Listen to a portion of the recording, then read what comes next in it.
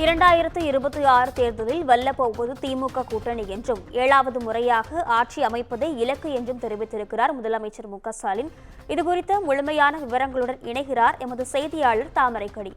வணக்கம் தாமரைக்கனி, இதுகுறித்த விவரங்கள் என்ன, பதிவு செய்யுங்க. வணக்கம் நிஷா. சென்னை தேனாம்பேட்டையில் இருக்கக்கூடிய அண்ணா அறிவாலயம் வளாகத்தில் கூடிய கலைஞர் அரங்கத்தில் திமுகவின் செயற்குழு கூட்டமானது இன்று காலை முதலே நடைபெற்றுக் கொண்டிருக்கிறது. குறிப்பாக செயற்குழு கூட்டத்தில் 850க்கும் மேற்பட்ட செயற்குழு உறுப்பினர்கள், தலைமை கழக நிர்வாகிகள், அதே போல அமைச்சர்கள் என பல்வேறு கட்ட அனைத்து தலைவர்களும் இந்த இதில் கலந்து கொண்டிருக்கிறார்கள்.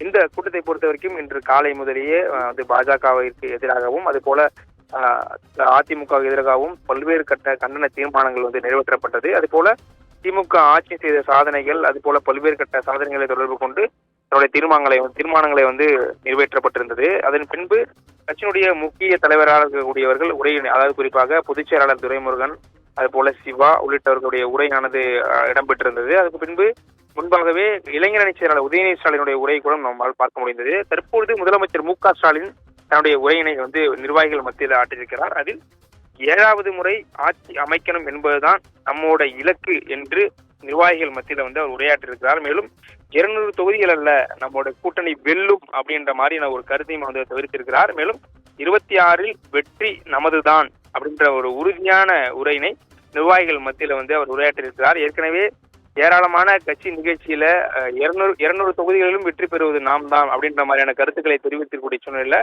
தற்போது இந்த செயற்குழு கூட்டத்திலையும் அவர் 200 தொகுதிகளுமே நாம் தான் வெல்லுவோம் அப்படின்ற ஒரு கருத்தை தெரிவித்திருப்பது அதாவது நிர்வாகிகள் மத்தியில ஒரு உணர்ச்சி பூர்வமான உரையாக இருக்கிறது. மேலும் கட்சியினுடைய நிர்வாகிகள் இந்த 2026 தேர்தலுக்கு எவ்வாறு பயணிக்க வேண்டும், நம்முடைய கட்சி பணிகளை எவ்வாறு ஆற்ற வேண்டும் என்ற உரையினுமே அவர் எடுத்து வைத்திருக்கிறார். நிஷா, விவரங்களுக்கு நன்றி தாமரைக்கனி.